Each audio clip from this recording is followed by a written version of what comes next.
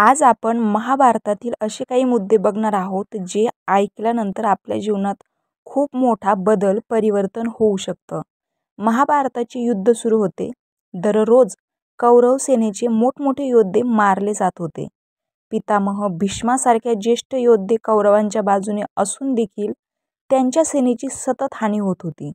एक दिवस दुर्योधन वैतागून पितामहांवर व्यंग करतो. त्यामुळे व्यथित होऊन भीष्म पितामह घोषणा करतात की मी उद्या सर्व पांडवांचा वध करेन. त्यांच्या घोषणेची बातमी पांडवाच्या शिबिरात पोहोचताच पांडवांनी अस्वस्थता वाढली, कारण भीष्माच्या क्षमतेबाबत सर्वांनाच कल्पना होती. तेवढ्यात श्रीकृष्ण शिबिरात दाखल झाले. पांडवांची अस्वस्थता त्यांच्या लक्षात येताच ते द्रौपदीला म्हणाले, माझ्या सोबत चल. द्रौपदीला सोबत घेऊन श्रीकृष्ण पितामहांच्या कक्षात पोहोचले.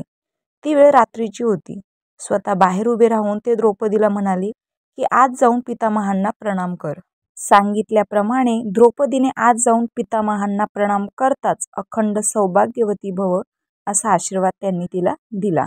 त्यानंतर त्यांनी द्रौपदीला विचारले की वत्स, एवढ्या रात्री तू एकटी कशी काय आलीस? माझे बंधू श्रीकृष्णासोबत मी इथे आले आहे आणि ते बाहेर थांबले आहेत, असे द्रौपदीने सांगताच श्रीकृष्णाला भेटायला पितामह बाहेर आले आणि त्या दोघांनी एकमेकांना प्रणाम केला. भीष्म म्हणाले, माझ्या एका वचनाला दुसऱ्या वचनाने मात देण्याचे काम फक्त श्रीकृष्णच करू शकतो. शिबिरात परतताना श्रीकृष्ण द्रौपदीला म्हणाले की बघ, तुझ्या फक्त एक वेळ जाऊन पितामहांना नमस्कार करण्यामुळे तुझ्या पतींना जीवनदान मिळाले. हे तुझ्या लक्षात आले का? जर तू दररोज नित्यनेमाने पितामह भीष्म, धृतराष्ट्र, द्रोणाचार्य या मान्यवरांना नमस्कार केला असतास आणि दुर्योधन, दुःशासन यांच्या पत्नींनी जर नित्यनेमाने ज्येष्ठ बंधू पांडवांना नमस्कार केला असता तर ही युद्धाची वेळ आलीच नसती. अशी असते नमस्कार आणि आशीर्वादाची शक्ती. तात्पर्य हेच की वर्तमान काळात आपल्या घरी ज्या समस्या आहेत त्यांचे मूळ कारण हेच आहे की कळत नकळत आपल्या हातून वडीलधाऱ्या मंडळींची उपेक्षा केली जाते.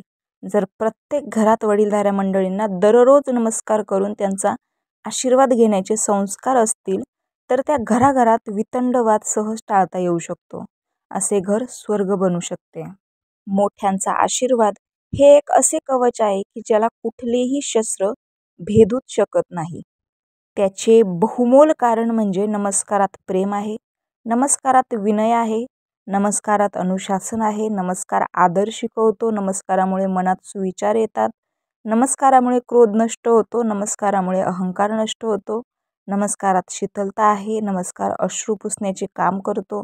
नमस्कार आपली संस्कृती आहे आणि या संस्कृतीचे आपण जतन केलेच पाहिजे. रामकृष्ण हरी.